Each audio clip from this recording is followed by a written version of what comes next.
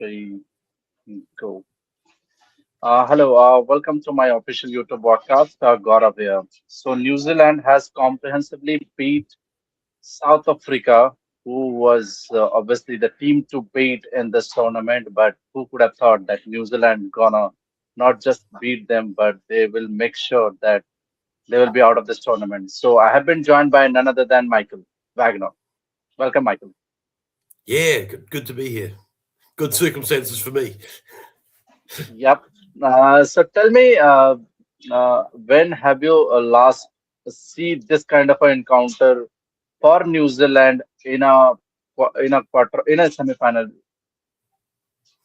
I don't know in the semi-final. We did something similar to them in the final of the Zimbabwe T20 series last year, where we won that one undefeated and beat South Africa by I think a similar margin in the final. It might have been in one of the pool games, but we certainly completely You are destroyed talking about the bilateral series, right?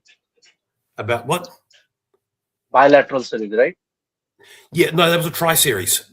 So that was a That was a pro series. Okay. New Zealand, Zimbabwe, and South Africa, and went to the final and just steamrolled them. So Okay. it has happened, but it doesn't happen often. Look, it's one of those things. T20s can often go like this. A couple of early wickets, a good holding spell in the middle, and you can see a team get just completely destroyed, and that's what we saw. And look, if there was a couple of there was a couple of shots from New Zealand that just beat the fielder. There was the pull shot that de Kock ran for. That if perhaps if he'd left that to Brevis, that may have been a wicket. That could have completely changed the course of the game. But to win a T20, you've got to be good enough and lucky enough. And New Zealand were both. We certainly played well enough, and there was some luck went our way.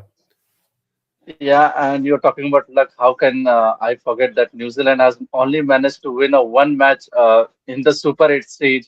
They had one washout, which they get, I think, 1 point, and they are in the semi. They reached semi-final, and look what happened. They are in the finals right now. Yeah, that's right. New Zealand got to play two, won one, lost one. Yeah.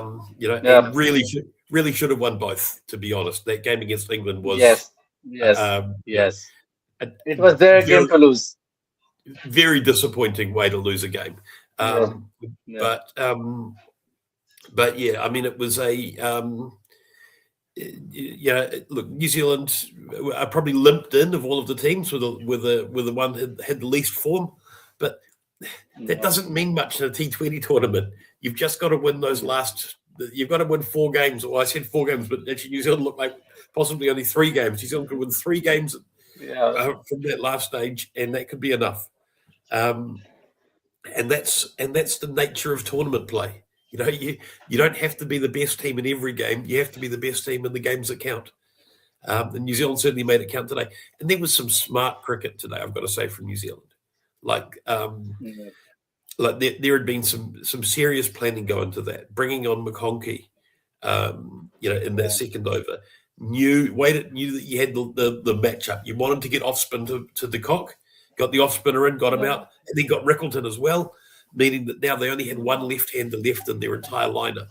Well, until you get down to the number 11, and so you've got now the fields are much easier to set. You've got your 2 right arm spinners. You've got your left arm spinners rather, and Ravindra and Santner can take the ball away from the Yeah. batsman. There was that. It was a gamble to bowl McConkey in the second over, but it was one that had been thought through and planned out. And I'm glad that Mitchell Satner didn't given a ball to Glenn Phillips because earlier on, I think last match he made it blunder against the England team. I think he conceded 22 runs at that point of time. I think it was an 18th over where he handed Glenn Phillips to bowl against the England, and at that point of time, England won the game. Yeah, I mean it's tough as an off spinner, particularly on a ground with small Yes. boundaries, bowling the 18th over. And there was also some pretty exceptional batting in that over against Phillips. Agreed. You'll notice that they'll be glad they didn't give Phillips the ball to bowl the 18th over this time, because instead of Phillips going for 18, Yeah. it was Neesham who went for 18. That went for 22. It was Yes. Neesham that went for 22. Um, look, I thought Glenn Phillips actually bowled really well in that last Yes. match, and then just that last over was really good batting. What you Yep. see here, though, they didn't give Glenn Phillips the ball because there wasn't a good matchup for him.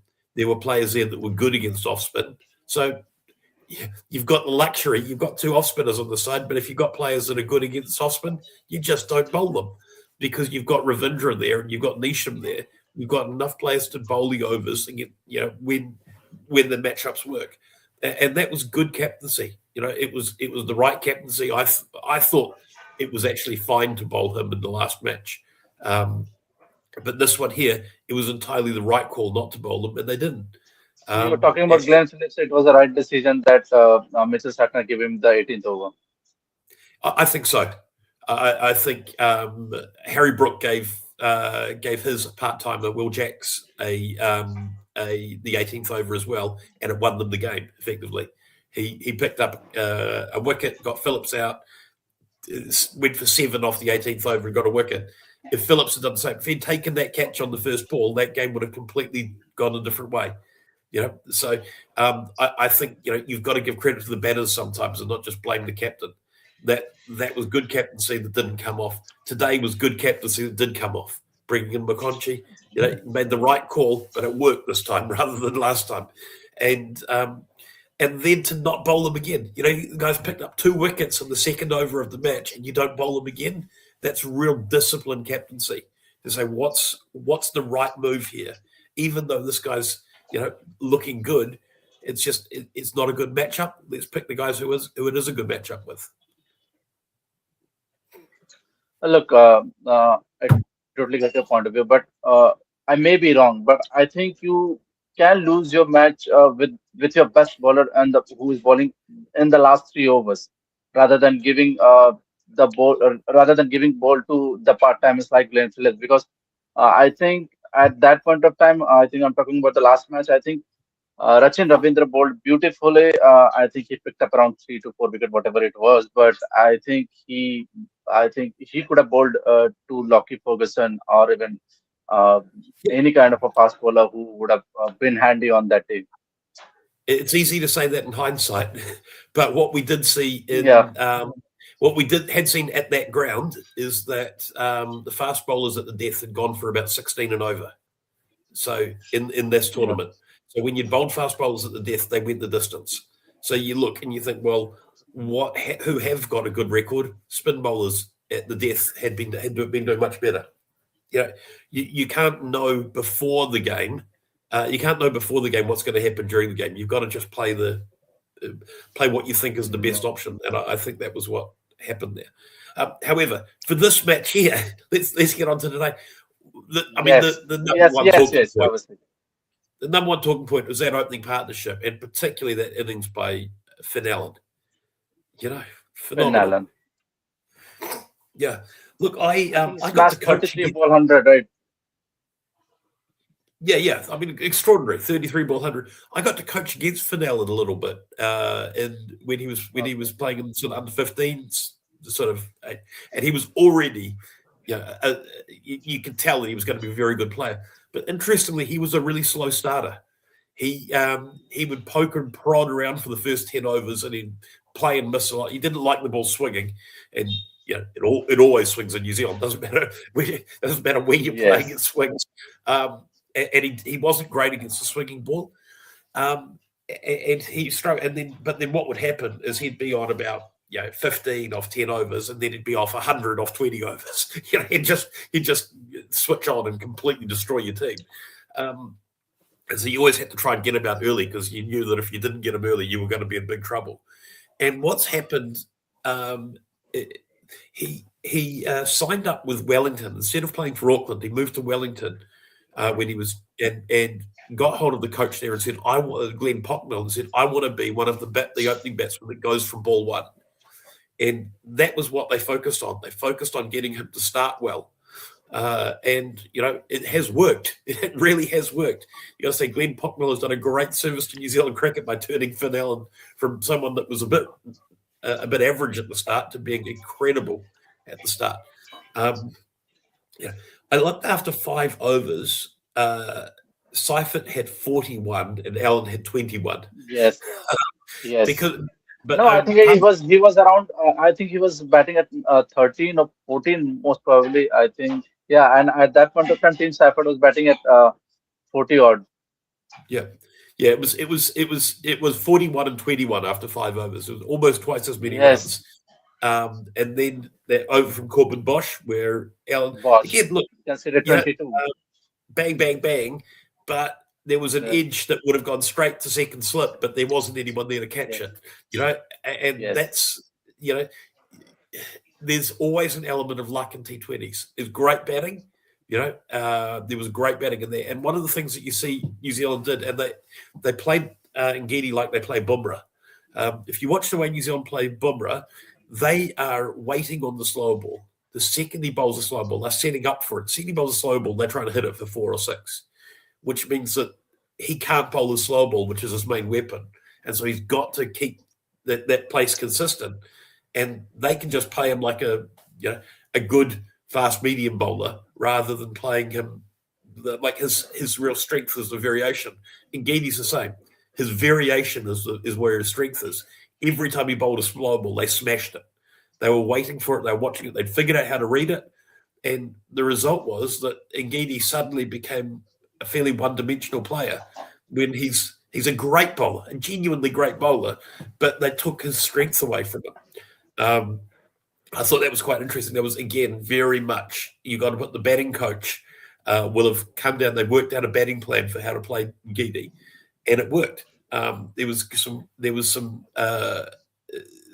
work behind the scenes that's the sort of thing that you don't always notice it when it's happening, but every now and then it comes through and you see there is some good coaching, there's some good thinking behind this. This is not just the players playing well. This is actually a plan that they've come up with, and it's worked. Okay, talking about Finn Allen, I think he has been playing cricket for a longer period of time. Okay, but he was not been able to cement his place in the New Zealand squad. What was the main reason? Either he was, I think he was playing a league all over the world, right? Or was it the main reason? I think Martin Guptill was there to be at the opening slot. So, what was the main reason that Finn Allen wasn't being part of the New Zealand squad on a consistent basis? Injury. The only reason he's missed games is injuries.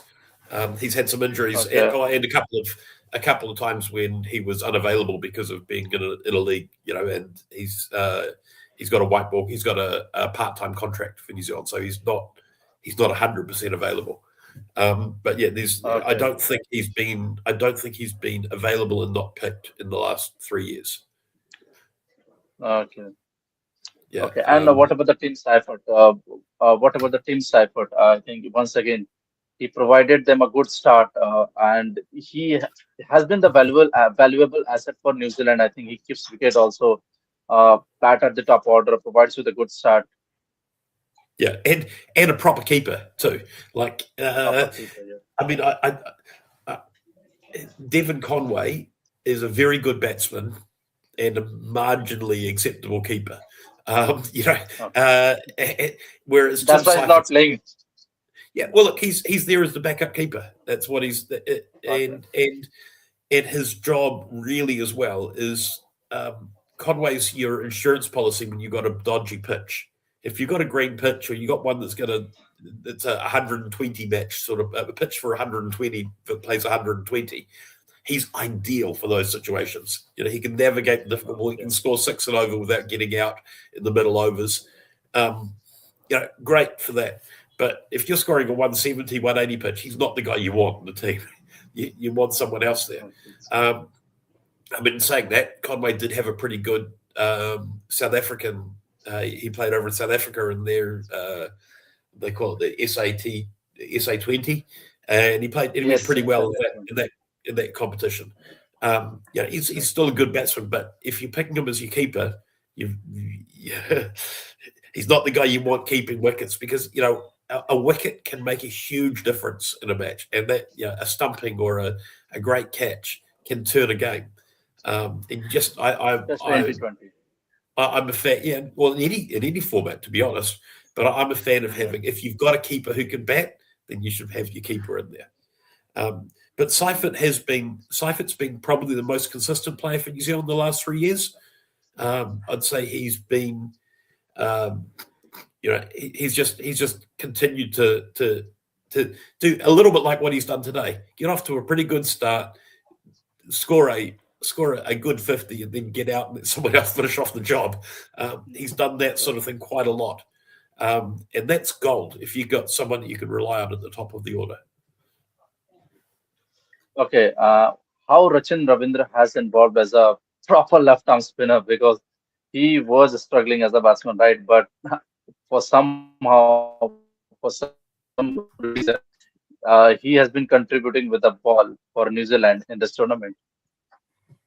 Yeah, look, he actually, when he first made the New Zealand team, he was batting at number 6 or 7. I think he was not batting at number 7 and playing very much as a bowling all rounder. Um, that was Yep. perhaps asking a bit much of his bowling, but he's not a part timer. He's a guy who can bowl. You'll expect throughout his career that he will be bowling probably an average of 3 overs, 2.5 to 3 overs a game.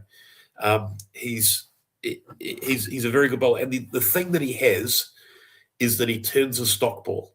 So his standard left arm spin, when he bowls a stock ball and takes the pace off, it does really rip. Um, and so he doesn't perhaps have the variations or the subtlety that, say, Mitchell Santner has, but he does get that ball to spin big.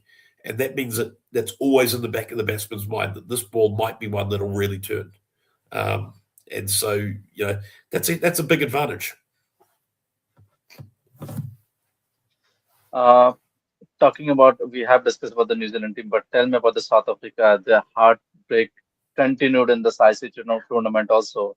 Once again, I think they were picking at the right time, but suddenly come at the quarterfinals or even in the semi-final or even the final. Once again, they didn't manage to cross the line.